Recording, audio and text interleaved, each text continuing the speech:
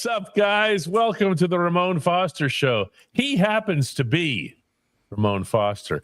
He, of 11 years starting in the National Football League, which I referenced to somebody yesterday at Steelers OTAs. I'll get to that in a moment. All Really? 11 of those, yes, for the Pittsburgh Steelers. And he is with us. He is the one and only Ramon Foster. What's happening, Moan? Man, not a lot. Well, it depends upon DK who you get asked from. All I hear these days, man, is the name that has two A's at the beginning of it, and the last name is ROD. So I'm over it. Are you already? That's it? You're through? I am. Yeah. What's that even mean? It's just getting louder. I think we heard the Steelers legend himself, Terry Bradshaw, speak on it too. It almost sounds like a joke to him to speak on it because he feel like the Steelers are treating it like a joke, and it's just more national tension. We don't thrive in national tension. Never have. I don't feel like until you get to the show. Bad teams create this type of dust up in the media, DK. And it usually have you, and I trust the locker room before I see all of this. I trust the locker room to keep it tight, but it keeps non-football issues on the football field. And I never have liked that type of stuff. Don't mess up, is what I've always said. Don't mess up my piece, and that's sports. That's football. That's how it's always felt. That's the place for football. The whole football team, field, locker room thing. The vibe that I got yesterday at Steelers OTAs and actually all week has been that these guys they insist that they're, right down the middle. And anytime that you ask anybody, and I tried, Moan, I tried really hard. I know you do. You're my guy. Jeez. You always will. And I tried to get something out of somebody, not anything that they wouldn't want to, or would that be disingenuous. Just what is it that you're actually feeling? Yeah. And all I got was like this. We'll see. We'll see. Yeah. We'll see. We'll see where it goes. Yep. We'll see. So they're making an effort, and you can tell by the way that it was a concentrated effort, meaning somebody talked to them before they talked to anybody else. And that's how that went, Yeah. At least, and it may not have been addressed in a team meeting room setting. It may have been addressed in like small circle. Hey, Cam. Hey, TJ. Hey, Mason. This is how we're gonna have Mason, for that matter. Who had to answer questions too. I just thought about that. Like Mason having to answer that question, but he handled it like a pro, man. Goatee Mason, man, he's in a good spot right now. Yeah. So the context in which you came up was Beanie Bishop was talking about the competition. I asked him about the various other players that are in the mix at slot corner. And he went, it's so funny. He sounded so much like you. It was hilarious. Stop. It was not just Brandon Eccles or the guys who came in that have some names. He mentioned every single guy who could possibly compete for that spot. People I hadn't even heard of. When you get to this point of the year, the roster's like this long, and you got multiple people wearing the same number and stuff, right? And I said, why are you doing that? And he said, I'm undrafted. I've got to keep that with me right here all the time. I've got to keep that with me. And so we talked a little bit about Ramon Foster. And that's how that goes. Yeah, that you guys never. I said, I got a guy who 15 years he doesn't let it go. You never do, DK, because undrafted guys don't get the Aaron Rodgers treatment no matter how great they are. You know what I'm saying? Like, you don't get the, hey, we're begging you to come back to us, or hey, here's another opportunity. Oh, you sucked over here? Well, here's another opportunity. Undrafted guys, DK, they get the gold boot treatment outside of the building, and then you're not really asked to come back unless there's somebody else that has an opening somewhere, and that's where like the idea of like never having an off day, never having a rest period, and that's why I think the Steelers also specialize in those too. They have, I feel like, a very affectionate longing for guys of that mindset, because here's what I know now about Beanie Bishop. whatever the Steelers want and ask him to do, it's going to be a yes, because you already told me I didn't belong because I was undrafted. But now I got to prove to you I got to go beat this guy out, that guy right there, and also prove to you while I'm playing I deserve to keep this job. That's some might call that, as I'm talking right now, sounds like PTSD, but it can be trauma. But it is a beautiful spot, DK, to be at, because you have a real appreciation for what it means to be in those buildings, to have that jersey, to put those pads on, and to serve. Like, it really is a different world. And that was the way he looked at it, as more of a blessing, because he has a foundational point from which to draw at all times. Anytime he's lacking this or that or whatever, all he has to do is remind himself, hey, I've not been anointed like that guy over there. I've not been, christened, some sort of special anything. I have to work for it every single day. You know what, like, my goal was after, like, I made the team? I was just like, man, just give me the 4 years. Let me get vested. Like, that was my mindset at the time. Like, boy, if I get You've never vested. said that before, really? Because, like, I had vested.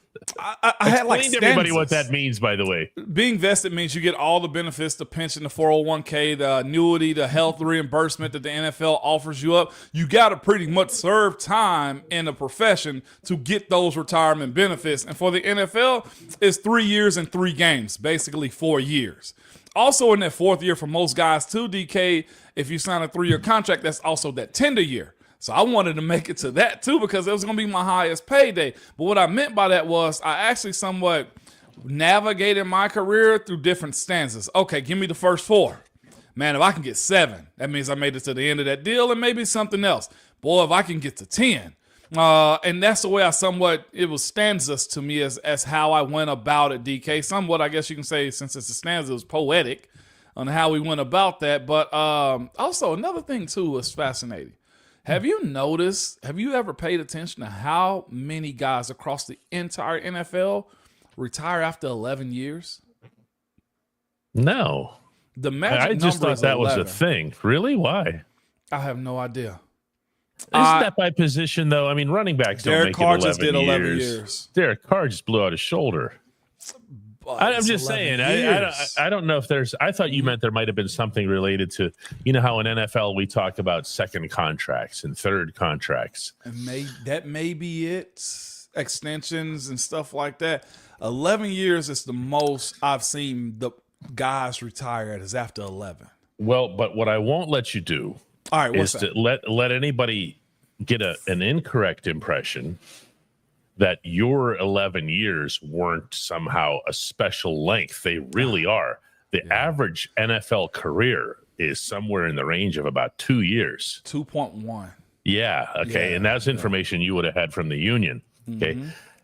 To go 11 to go 3 contracts is something special. Mike in Texas says every year the Steelers try to replace Moan, but they couldn't. Tell Beanie to call me. I got his answer. I mean, think about this when we speak about that, though. Like, look how quick B.J. Finney was going out of Pittsburgh. To that same point, though, like, if you fight them off, then they'll move on from the undrafted guys. Think about who else is in it. Like, Jalen Warren's in a huge year, DK. He RB1 for the Steelers, Jalen? He is, as we are speaking. Caleb Johnson is being treated. I'm going to put this lightly here, okay, because it's only the first couple days of OTAs. Yeah. Caleb Johnson is being treated like an adult. I think that's the way to put it. Like, when Najee Harris came in, he was treated as if he was special. Okay, and I'm not knocking that. Whatever. He's a first-round pick, running back, whatever. Okay. Say that again slowly. Well, the first-round pick. First-round pick. Sure, and that's what you do. I mean, certainly. Hey, let's not pretend that's what your head coach didn't do. This is true. This is what he's doing with Aaron right now. But go ahead. Yeah. Just saying. Okay. Yeah. And Caleb is kind of starting to get that. I was watching him. Oh, I'm not allowed to talk about that. He was doing stuff. Okay, at OTAs, he's being treated like an adult. That's the way that I'll put it. Okay, that's good. And there's nothing wrong with that. No. But and it's also too. I do think certain programs that he came from a very strict, I guess you could say, organized team too, as it pertains to where he came out of college at. It looks like he run a tight ship up there. the Iowa Hawkeyes run the tight ship. They're known for that, and they were also known this past couple of seasons as being built around him. So he's not in a foreign setting whenever they're saying, hey, let's run the drills around him and let's do this. And let's put him at this position and that position, hypothetically, possibly, might have seen at OTAs. I'm picking up what you're putting down. Okay, they're trying different stuff. Yeah. Okay, and that's okay. Is he versatile? Like, so let me ask you a question without you giving too much, if you can. Yes. Is he versatile and have the style sort of like Le'Veon Wood, where you can we will find that out? It's the best answer that I can give, but I'm actually not delaying my answer by saying that. I'm saying that we actually will find that out, as in it will get tested, it will get pushed. Wow. Now, do you want to go too far with that? No, because and I know when we get to Latrobe, he's going to have one focus and one focus alone. Protection. Okay, Third down protection. That's it. Can you block or can you not block? Oh, by the way, have you heard of the backs on backers drill? And that's what I'm saying. That's the stuff that's going to be, but sooner or later, he's going to be asked to do all different kinds of things here. Coach Carter says that Caleb Johnson is a cyborg with a human suit on. He's one of those, he's zipped down the face. Like a cartoon character. I can see that, man. He seems to be the type that Pittsburgh is after as it pertains to the what they need in the locker room, because I do think there's a lot of maturity on the defensive side of the ball and there's a lot of youth on the offside. So having a guy like that, and I know it didn't work out with Najee, but you know what you do at that position, DK? They'll go get another running back that can fit that bill the exact same way. Oh, yeah. And by the way, I mean, I get a little sensitive about Najee because I've been critical of him. I wanted to see Jaylen Warren be RB1 in this scheme for a long time now. I'm glad he's getting that chance. At the same time, Najee, I mean, 3,000-yard seasons, that's not great. That's not, but it's also not like a throwaway. You burned the pick. You burned the Kenny Pickett pick. You know what it was with Najee? It felt like it was forced to make him turn into what you thought he could be. Is that fair to say? Oh, we got Najee. We want to see him run. We want to see him run through walls at all points in time. Like sometimes it felt like wasted reps. I know what you mean by that. But that also goes to play calling, what you're allowed to do, and probably what Coach Tomlin's trying to force a team to grow into. And I won't just say him, the OCs, Matt Canada, and also Arthur Smith, both. I know Arthur Smith loves to run the football. Sure. And you hope that you can do that. But here's the other part, DK. You got to have guys that's capable of blocking up front. That's the conversation we had a little bit last week about when this group is going to start meshing together, or the expectations of it. So we'll definitely dive a little bit more into it, because I saw a question about Broderick and his weight loss and stuff like that. So I'm excited for it. I'm going to take a couple of good questions that I saw in here before we get into some Broderick Jones talk. That we have planned for today here. Jason Williams wants to know how. Hang on a second. He comes in prematurely with that. Hey, Bone, why does a player have a sophomore slump? Shouldn't they have more of an advantage with having a year under their belt? What causes that regression with some players? Man, too much tape. Teams have finally seen you. It's not necessarily you. Well, it could be twofold. Teams know how to attack you now. So what you did in that first year thinking this is college is not the case. There's so many people that break down tape and look what your strengths and deficiencies are, that you better also try to beat those things. And I'm not sure if young guys understand what that is at times. And then the other side of it is, too, this is the first time in your life that you've had any opportunity to breathe. A lot of guys do that. A lot of guys get by with, man, I work out probably every other day, or they don't take it as serious. Although I think the athlete in general has gotten a whole lot better at that, because there's too much bread out here to kind of let that slip. But with that being said, though, DK, I do think some guys go into it just saying, I'll just do what I did last year. That's not the case. And then pressure also plays a part in it, I feel like. And I know that may seem weird, but DK, I know the physicality is its own thing, right? Like, everybody has to do that. But mentally being able to lose, mentally being able to win and win again, and then win again and take a bad loss and win again, That's a hard place to be for guys that don't understand that. And then there's life.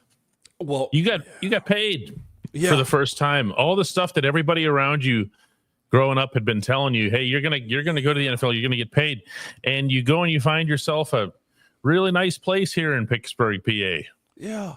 Okay, Pittsburgh. And you're looking around at that nice house, and you might buy. Okay, here I go.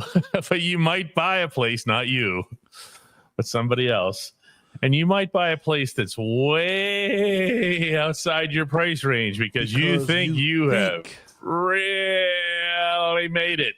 You think. Then you didn't. And then you're sitting in this place going, how am I going to pay for this? How am I going to pay for this? Stress kicks in then. I probably was wrong on my pathway, DK. You know when I actually bought a place? Because I bought a house in Tennessee in 2013. So I did have a residence. And I bought another one. I sold that one and bought another one in 18. You know when I bought a place in Pittsburgh? The third contract? 2019, my last year. Yeah, third contract. Yeah. I was just like, we might as well buy some at this point. Just as an investment. Just as an investment, because my kids were going into a school in that school district, and it made sense to be there, and the price was just right too. It's a townhome we still have there, DK. Oh, you still have? Yeah, I still have it there. So yeah, I'm a PA resident, man. I'm up in Wexford, DK. But a lot of guys, to your point, jumped the gun on that type of stuff, DK, and you need to make sure you got it and that you're going to be in that place for a little while too, or you can live there.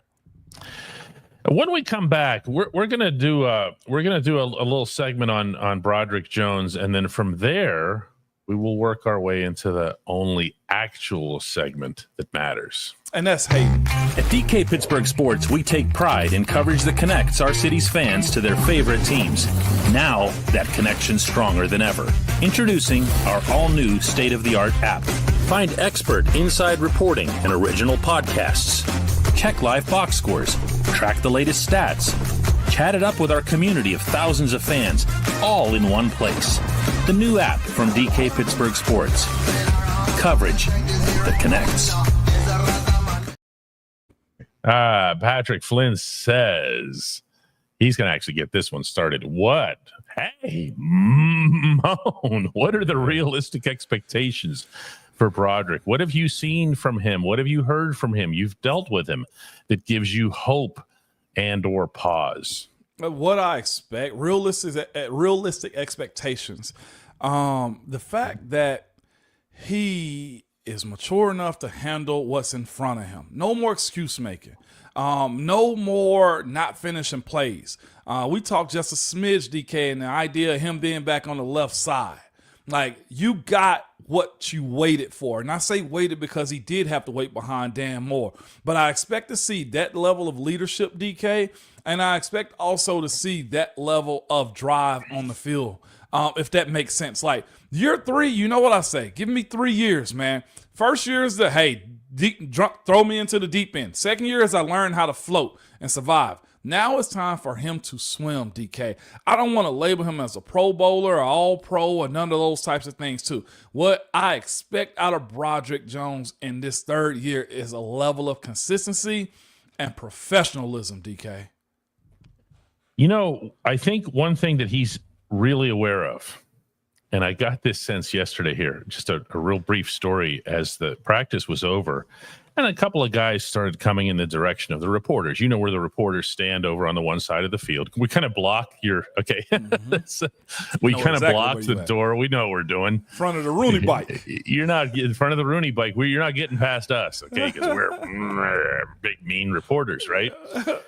Well, as Broderick Jones is coming off the field, because the locker room itself is not open in OTAs, so we get everybody on the field as they're coming off. I didn't know that. That's the first time actually hearing that out loud. Mm-hmm. Didn't know that. Because you guys don't pay any attention to this stuff. You just think we're standing on the grass to humor ourselves. I knew that you can report something unless we told you. I didn't know then locker there's room that. Rules, though. Yeah, so Brod's coming off, and as he is, there's probably about 24 of us covering these things, okay?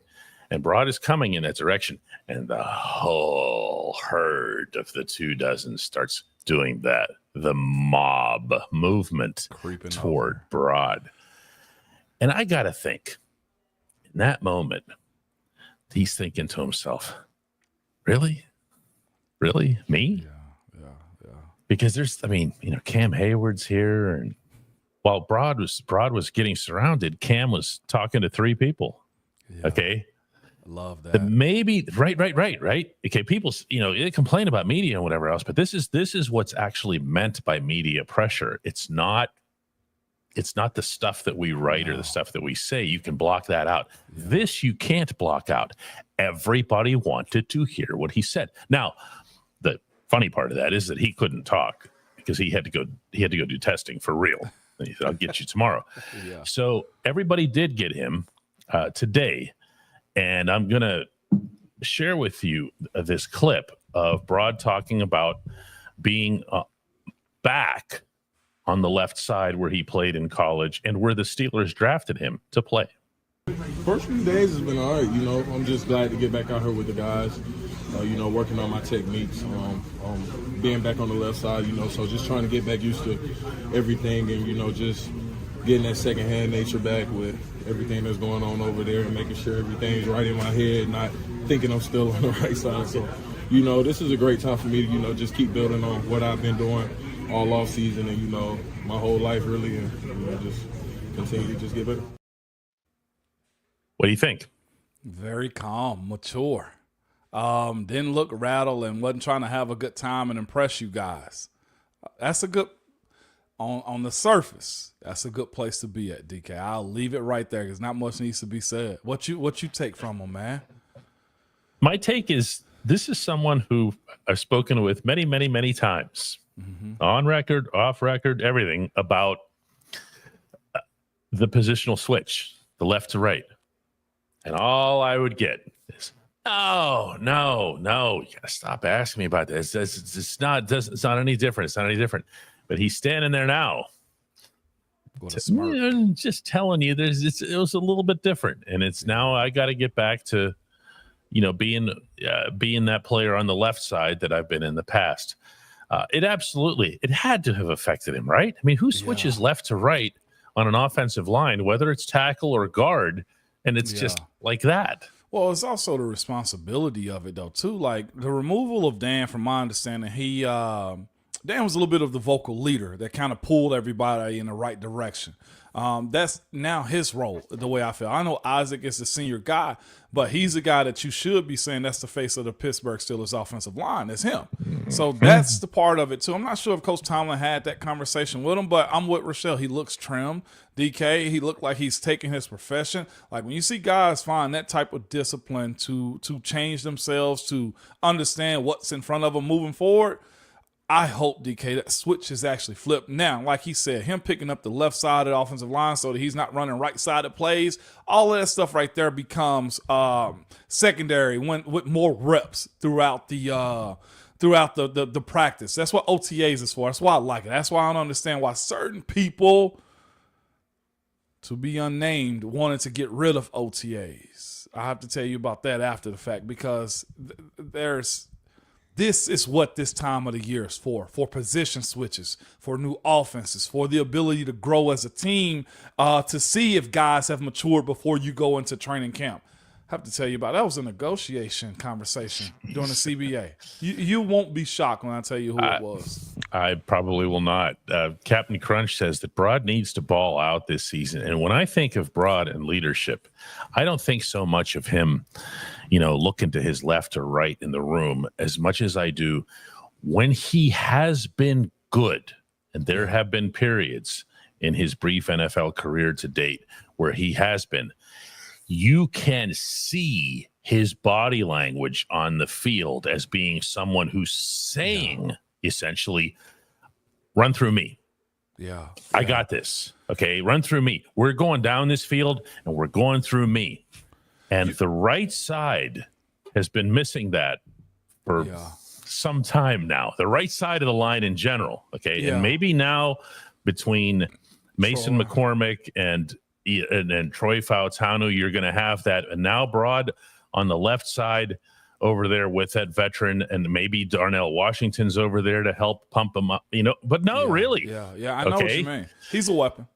There has to be, I don't think he's one of those who can get by on passivity. I think he's got to be one of those types. I'm trying to look for a parallel on your line or your group. I'm not sure that there's one that directly aligns. Maybe Gill. Yeah. Okay. Yeah, Marcus Gilbert. For anybody who doesn't know, we're talking about where you'd have someone who is just that. Come on, get it through me. Yeah. And that. I feel like Broad has to be that type. I don't feel like Fautanu has to be that. I definitely feel McCormick does. Yeah. He's going to be the guy doing this. You don't even have to ask that. You will hear it before you see it. Also, too, in defense of Broderick from Captain Crunch comment right there, I will say to this point, I don't think guys want to suck. You know what I'm saying? Like he's saying Broad needs to ball out. I do say that because it goes understated, I think, a little bit too much. Like if dudes could just walk out there and be stars, they would. But to your point, DK, about like the wants and need and switching sides and stuff like that, like there's a lot of variables that go into guys being good. And what you want, Cap is, and Rick also, is guys who understand that there's more than just snapping the football and moving forward. No, there's a level of strain. And I do think young guys have to learn that. I do think if you got the right group of veterans around you, you get it quicker. But there is a level of like, oh, crap, this is different.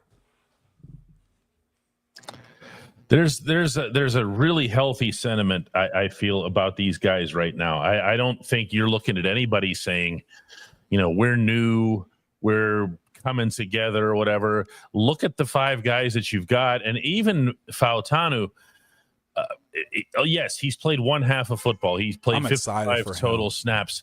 But Moan, is there anything that Troy gains, including the chemistry thing and so forth, just from having been in the classroom the entire time? He doesn't disappear from the facility just because he's not visible to you on Sundays. No, he should be able to reel out everything that the coaches know for the most part. If he wasn't on the field, his ability to, when he was able to be well-conditioned, DK, and understand the scenes of how guys are too. If he's a smart guy, and I think Troy is too, watching how guys act and react and what they do, what gets them to, what gets them to go outside of themselves.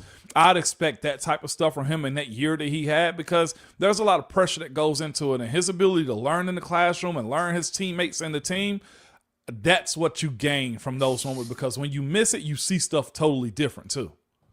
So it wouldn't shock me. I would have loved if not necessarily, but if it was Troy that put, lit a fire under Broderick. Like, dude, I missed a year.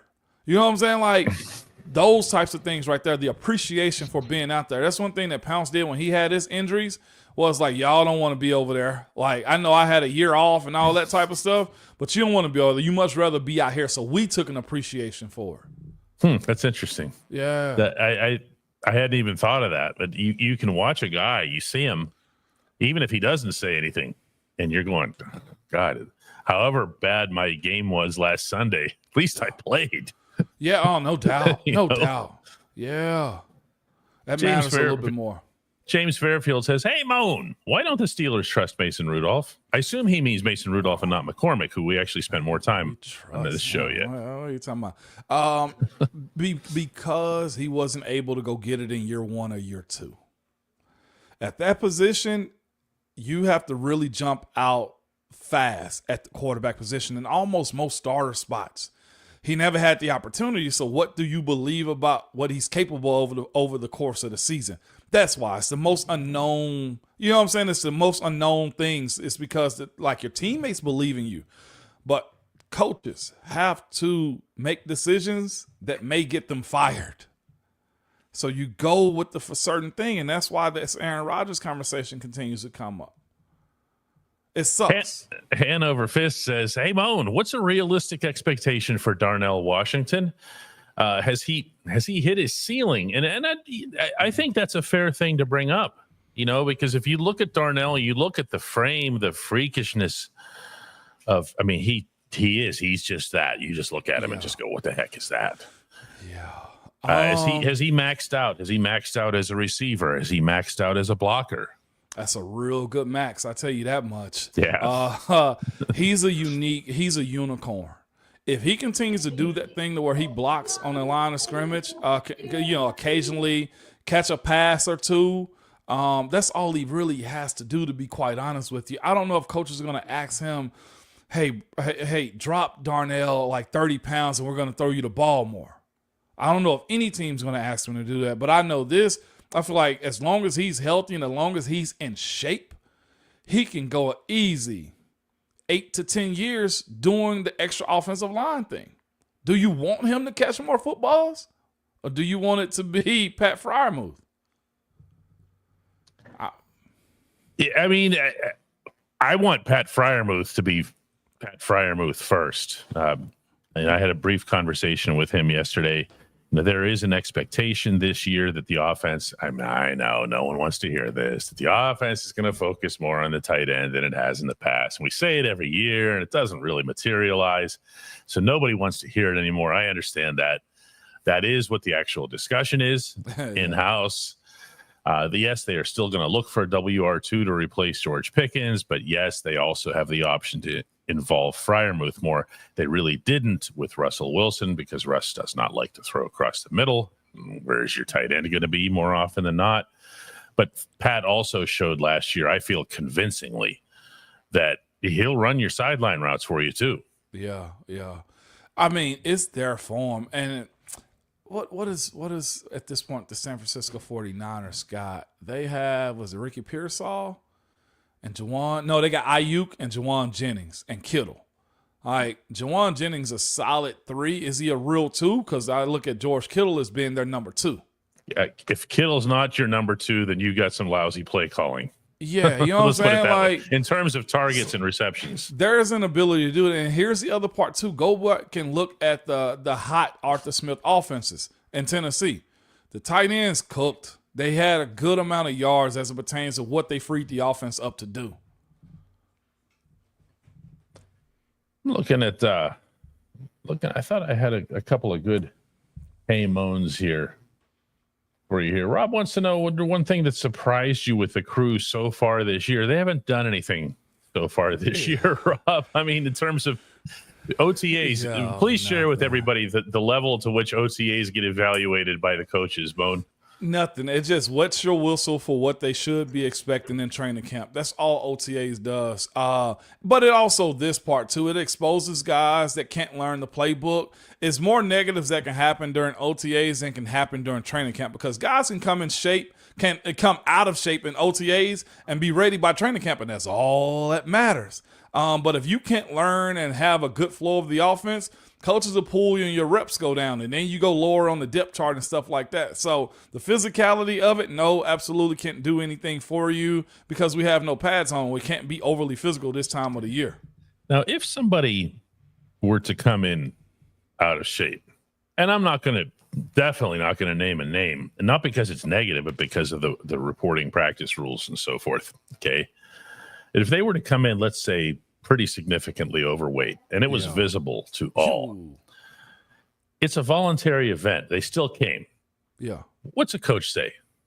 They pull them aside and say, "Hey, dude, cheeseburgers? What is this?" What is that? I ain't ever had that. Well, I know some guys that have, and it's the weight room staff. Oh, okay. Yeah, it won't be like Mike Tomlin won't come up to you and say, "What's up with all this?" He'll drop, a line or two that I've seen them do. But for the most part, I think internally they have it on their board that, hey, we're watching him coming into camp. Because this time of the year, like you just said, you know how much of a transformation guys can make in 2 months. It can really flip for now. It's going to hurt them probably during the season, but that type of stuff happens in the weight room. And here's the other side of it too: peer pressures hell, DK. I was gonna say, wouldn't the teammates be the one that would be the most likely to say, "Whoa, what is this?" Yeah, peer pressure will get to you. That peer-to-peer conversation gets real, and then guys feel uncomfortable. And that's when they start to go to work a little bit more. That's what it's for, DK. Yeah. The coaches don't do it because they have the ability to find you too. Or here's the other part. Just get fired. Then there's also that. Michael is going to be one of our last questions for the day. He says, Moan, what are your feelings on Pat Meyer's coaching and being able to develop a young line inside Arthur Smith's offense? Broderick's he's the measuring stick. Broderick's the measuring stick. Everything. Yep. He's just. I was looking at Pat Meyer yesterday. He was overseeing some drills, and I'm thinking you should just be hovering over 77 and save your job. Easily. You know? If he feeds him gunpowder and gets him to a point to where he's a junkyard dog, DK, then he got something. I don't know Coach Pat Meyer's full coaching technique and what he's asking those guys. So I know what Dan Moore said last week here in Nashville, that he didn't learn certain things, and I'm hoping those things get incorporated in this group moving forward, man. Hey, this is what we're also looking to build upon on how we can attack defenses. It's unique though, DK, because again, if Broderick goes out and becomes a star, that buys Coach Pat Meyer more time to continue his methods and how we teach guys. My confidence level in him, I to be honest with you, I can't give him an answer on that one, because until we see a better version of Brod, we're probably more negative than we are positive, because it's on the coach to make a player feel that pressure, DK, to want to be better. And that's where Broderick is leading the charge this year. Jason Williams gets our last official question for the day. Says, hey, Moan, do you still have Steelers gear? Not memorabilia, but actual gear. Do you have stuff? Yeah, my jerseys I have hanging up. There's plural? One. Oh, I see that. I see that. One's up. I got another one upstairs. Now, is there a significance to that one that's back there behind you? That's the Super Bowl. I thought I saw. That's why I asked. I thought I made out a Lombardi there above the 7. I mean, and that sign right there. And my degrees, college graduate out here. Okay, that was gonna get in. Yeah, college graduate. I got Troy jersey upstairs. I got Pounces upstairs. I got Mr. Greens upstairs. I got who else do I got? I got ABs. I hadn't framed it yet. So yeah, I got I got 7s. I got a lot of memorabilia around here too. We're a Steeler fan base. I got some alternative helmets up here. It's like a white one and a gold one that they never sold or something like that. Now, for anybody who doesn't know, Ramon also has a total bro cave. Yeah, I do. And I mean, I got so this much isn't it, stuff is what I'm around. saying. Y'all got this isn't it. He found himself a studio. It's my only place I played at. I got a lot of stuff. That's actually. I should have gotten more. See, you don't think about that at the time. One of my worst regrets, if there was ever one to be had, I didn't ask Hines for a jersey. I didn't ask Joey Porter for a jersey. I mean, they're still around for a jersey. I know, but when you're playing in the locker room and they're easier to get, then I was man, that's my teammate. Why am I asking him for something? Like, I don't have a Willie Cologne. What about an opponent like they do in soccer? Geno Atkins, a guy that you have a lot of respect for.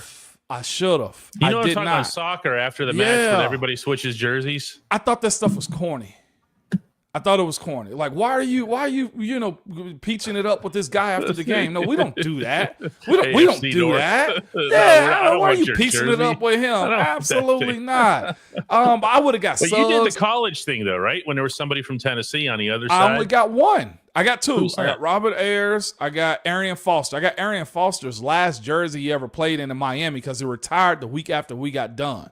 Yeah. That was one. And he, hey, cousin, want to change the jersey? I was like, yeah, okay. Like, I never did that. Malik Jackson is another jersey I have too. But there's other guys I should have gotten. I should have got Calais' jersey, but it wasn't my thing. I'm weird like that. Calais' jersey is the one you would have been guaranteed would have fit comfortably. And I can hit him up on Instagram and be like, hey, Calais, send me a jersey. But I never did, man. When we come back, we're going to take care of a little bit of business here on the Ramon Foster Show. At DK Pittsburgh Sports, we take pride in coverage that connects our city's fans to their favorite teams. Now, that connection's stronger than ever. Introducing our all-new state-of-the-art app. Find expert inside reporting and original podcasts. Check live box scores. Track the latest stats. Chat it up with our community of thousands of fans, all in one place. The new app from DK Pittsburgh Sports. Coverage that connects. Garrett Beckner comes in, and I think he's tried this before on this show. He says, I swear, if I took a shot, you started this one for every time. I did. Ramon says, DK, I would die of alcohol poisoning. I mean, we're the only two people here. You know why I do that, DK? It's my way of having a conversation. If I call your name, I'm engaged with you. It's also me engaging with you to be able to pass the ball back. I do it in my regular conversation. Hey, Pounce. Hey, Nardo. Hey, Ron. You're one of those. You use names all the time. Yeah, man, because I want you to know I'm invested in you while having a conversation with you. I'm very inclusive when I talk. So that's one way I do is by calling your name from time to time. So, Garrett, if that bothers you, my brother. I don't think it bothers him. I think he's curious. Yeah, that's just why I'm very, I like to say I like to play ping pong with conversations. And that part of that is saying, hey, DK, guess what? So that's kind of how I am with it. I don't know how I am that way, but I am. Well, I think there's, and you see this with others as well. There are different ways to make connections with people, and one of them is to, everyone talks about eye contact and so forth, and other times it's being there whenever things aren't necessarily convenient. I use this example a lot, but that day in Chicago with the anthem flap, and you had 53 people in that room who wanted nothing to do with anything related to this subject. You even had the owner of the franchise pacing back and forth in the middle of the room, which was weird. And you had Al. What the hell Al was doing? Al was going from the one room that reporters couldn't access to the other room that reporters couldn't access. Just back and forth, shuttling between those two, and then you just lost him for a while. Who did we have to go to? Right. Yeah. We had to go to 73, and you stood there for wave after wave after wave of cameras and microphones, including some from Chicago, some who had nothing to do with the Steelers, attempting to explain. And even you didn't know what the hell happened. I didn't. All I know, it was the longest night that we had as a team. It was a player call meeting and the discussion of it, and then reality hits on game day. And there was no unified answer, no real right or wrong, because you can't tell a person how to feel, what to do. This is America, Jack, right? People, I hesitate to say this, but if you talk to Alejandro, he would say, I fought for your right to do whatever the hell you want to. You get it. You get his stance, and he hated that people used him on those sites that he wouldn't associate with. If you get what I'm saying. That's so Al. Yeah. Do what you want. Most vets are like that though. That's why they went. Yeah. That's why they went to fight for you, so that you could do that. So everyone else basically needed to bugger off, and you needed to stand there and figuratively take all the bullets for everything. And then what I remember, because I'm Mr. Sneaky Guy in the room, while you're over there holding court, I'm going, I know what Ramon's going to say. I'm getting Dave and Marquise, who are over to your left there. I remember this yesterday, this whole scene. And Dave and Marquise are muttering to each other, what the hell was that? But you could just, why did he do that? What happened there? What happened? Did Ben do this? Did Ben do that? Whatever. And it was then their next instinct was, let's get out of here and leave Ramon. It was. leave 73. There's Moan in it. Oh my God. This is why we have Moan. Yes, it was. It was. You got us, Moan. All right, we'll see you on the bus. We'll pick up you some food. Oh my gosh, what a night that was. I remember everything about it. Everything about it. That's also when this happened to my thumb too. Like that ligament that was the worst weekend. Chicago Yeah. sucked. Everything about that setting sucked. Everything about it sucked. I hate Soldier Field. I Got to go back there this year. You know that? Oh, good luck. You know? Fun. Get you a deep dish pizza or something, man. Oh, what a time, DK. You don't even get that benefit when you go to Soldier Field because, like, it's not in. It's cut off from the rest of. It is. They got one of the worst sight views of games too, because it go outwards and you got pillars in front of you and everything. Well, I mean that's part of the whole history thing and whatever. I mean it's not like they can go cut it up. It's a historic venue. You know, it's like it'd be like going through Wrigley Field and chopping out the, or Fenway Park and chopping out the things that hold up, the physically hold up the upper deck. That's right. Oh, well, L2 said, see you in Chicago. There it is, DK. The city is awesome, but like playing at Soldier Field was, that's regretful. Thank Thomas for 5 gifts to the channel. Carrie's always coming in with one. Matt McKinney dropped a $5 bill early on in the program. We appreciate everybody who checks out the Ramon Foster show. That's every Wednesday at 2 p.m. And Moan's got some final thoughts for us today. No doubt about it, good people. Y'all know how it is, man. One, we got real tangible football going on. DK gonna give us a steady dose of that, man. And we don't have to talk about the AR guy at all right, until something official happens. So we'll leave that at that. But with that being said, man, call somebody you ain't talked to in a while. Apologize. It might be to your kids. Who knows, man? But buy somebody a random drink. Have a random conversation. Shake somebody's hand as you never thought you would. And just give them the head nod. I promise you it'll make your day a whole lot better. Most of us are a lot alike than you actually perceive it to be. So everybody love everybody, man. Make it back to us on next week, next Wednesday with more football. Peace. All right.